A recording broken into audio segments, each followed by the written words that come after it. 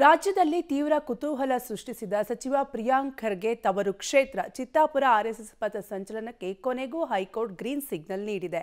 ಈ ಮೂಲಕ ಕಳೆದ 1.5 ತಿಂಗಳಿಂದ ನಡೆಯುತ್ತಿದ್ದಂತಹ ಹಗ್ಗ ಜಗ್ಗಾಟಕ್ಕೆ ಬ್ರೇಕ್ ಬಿದ್ದಿದೆ. ಚಿತ್ತಾಪುರದಲ್ಲಿ ಆರ್ಎಸ್ಎಸ್ ಪರೇಡ್ಗೆ ಗ್ರೀನ್ ಸಿಗ್ನಲ್. ಕಲಬುರಗಿ ಹೈಕೋರ್ಟ್ ಪೀಠದಿಂದ ಅನುಮತಿ. ನವೆಂಬರ್ 16ರಂದು ಪರೇಡ್ ನಡೆಸಲು ಷರತ್ತುಬದ್ಧ ಪರ್ಮಿಷನ್. ಕಳೆದ 1.5 ತಿಂಗಳಿನಿಂದ ಚಿತ್ತಾಪುರದಲ್ಲಿ ಆರ್ಎಸ್ಎಸ್ ಪಥಸಂಚಲನದ ವಿವಾದ ಸಾಕಷ್ಟು ಸದ್ದು ಮಾಡಿತ್ತು. ಸಚಿವ ಪ್ರಿಯಾಂಕ್ ಖರ್ಗೆ ಕ್ಷೇತ್ರದಲ್ಲಿ ಪಥಸಂಚಲನಕ್ಕೆ ತಾಲೂಕು ಆಡಳಿತ, ಜಿಲ್ಲಾಡಳಿತ ಅನುಮತಿ ನೀಡಿರಲಿಲ್ಲ.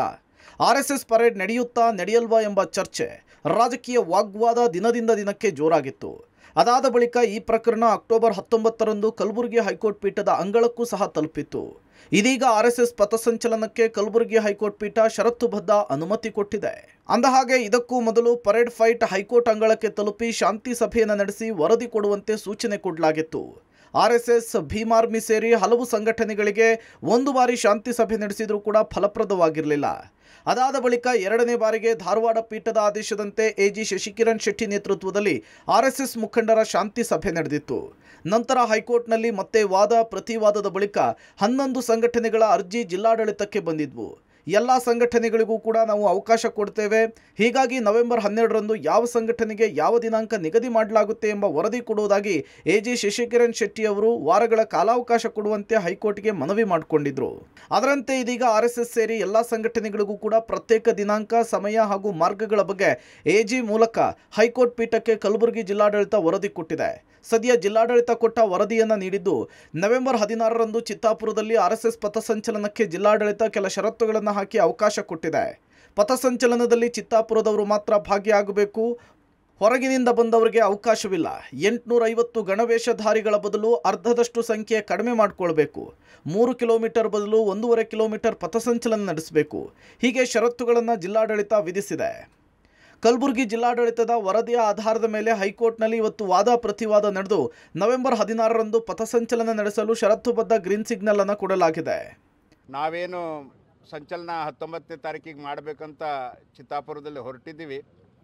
ಅವಾಗಿನ ಹಿಡಿದು ನಮ್ಮ ಅರ್ಜಿಯಲ್ಲಿ ಉಲ್ಲೇಖ ಇತ್ತು ಕೇವಲ ತಾಲೂಕಿಗೆ ಸಂಬಂಧಪಟ್ಟಂಥದ್ದು. ಹೈಕೋರ್ಟ್ ಹಾಕಿದ ಕಂಡೀಷನ್ಸ್ ಏನು ಅಂತ ನೋಡೋದಾದ್ರೆ, ಪರೇಡ್, ಹೈಕೋರ್ಟ್ ಗ್ರೀನ್ ಸಿಗ್ನಲ್. ಷರತ್ತುಗಳೇನು? ಪಥಸಂಚಲನದಲ್ಲಿ 300 ಜನ ಭಾಗವಹಿಸಬಹುದು. 50 ಜನ ಬ್ಯಾಂಡ್ ಸಮೇತ ಭಾಗವಹಿಸಬಹುದು. ಮಧ್ಯಾಹ್ನ 3:30ರಿಂದ ಸಾಯಂಕಾಲ 6:30ರವರೆಗೂ ಕೂಡ ಕಾಲಾವಕಾಶ. ಪಥಸಂಚಲನದಲ್ಲಿ ಸ್ಥಳೀಯರಿಗೆ ಮಾತ್ರ ಅವಕಾಶ ಕೊಟ್ಟು ಕಲಬುರಗಿ ಹೈಕೋರ್ಟ್ ಪೀಠ ಪರೇಡ್ಗೆ ಅನುಮತಿ ಕೊಟ್ಟಿದೆ. ಮಾನ್ಯ ಅಡ್ವೊಕೇಟ್ ಜನರಲ್ ಶಶಿಕಿರಣ್ ಶೆಟ್ಟಿ ಅವರ ನೇತೃತ್ವದಲ್ಲಿ ಜಿಲ್ಲಾಧಿಕಾರಿಗಳು ಹಾಗೂ ಪೊಲೀಸ್ ವರಿಷ್ಠಾಧಿಕಾರಿಗಳು ಸಂಪೂರ್ಣ ಜಿಲ್ಲಾಡಳಿತದಲ್ಲಿ ಭಾಗವಹಿಸಿ ಅತ್ಯಂತ ಯಶಸ್ವಿಯಾಗಿ ಶಾಂತಿ ಸಭೆ ನಡೆಯಿತು. ಆ ಸಭೆಯ ಪರಿಣಾಮವಾಗಿ ಜಿಲ್ಲಾಡಳಿತ ಇವತ್ತು ಕೋರ್ಟ್ನಲ್ಲಿ ನಮಗೆ ಆದೇಶವನ್ನು ತಂದು ನಮಗೆ ಹಸ್ತಾಂತರ ಮಾಡಿ 16ನೇ ತಾರೀಕು ಪಥಸಂಚಲನವನ್ನು ನಡೆಸಲಿಕ್ಕೆ ಅವಕಾಶ ಮಾಡಿಕೊಟ್ಟಿದೆ.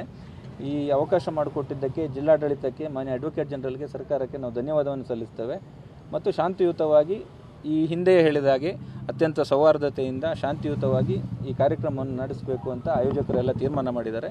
ಮತ್ತು ನಾವು ಈಗಾಗಲೇ ಕೊಟ್ಟಿರತಕ್ಕಂಥ ಷರತ್ತುಗಳು ಅಥವಾ ನಾವು ಏನು ಒಪ್ಕೊಂಡಿದ್ದೇವೆ ಒಂದಷ್ಟು ಕಂಡೀಷನ್ಗಳನ್ನು, ಅದನ್ನು ಚಾಚು ತಪ್ಪದೆ ಪಾಲಿಸ್ತೇವೆ ಅನ್ನುವಂಥ ಮಾತುಗಳನ್ನು ಹೇಳ್ತೇವೆ. Junior senior Kharge versus RSS ನಡುವೆ ಹಗ್ಗ ಜಗ್ಗಾಟದ ಮಧ್ಯೆ ಹೈಕೋರ್ಟ್ ಚಿತ್ತಾಪುರದಲ್ಲಿ ಆರ್ಎಸ್ಎಸ್ ಪಥಸಂಚಲನಕ್ಕೆ ಗ್ರೀನ್ ಸಿಗ್ನಲ್ ಕೊಟ್ಟಿದೆ. ಹೀಗಾಗಿ ಭಾನುವಾರ ನಡೆಯುವ ಪಥಸಂಚಲನದ ಮೇಲೆ ಎಲ್ಲರ ಕಣ್ಣು ನೆಟ್ಟಿದೆ. Praveen Reddy, public TV, Kalaburagi.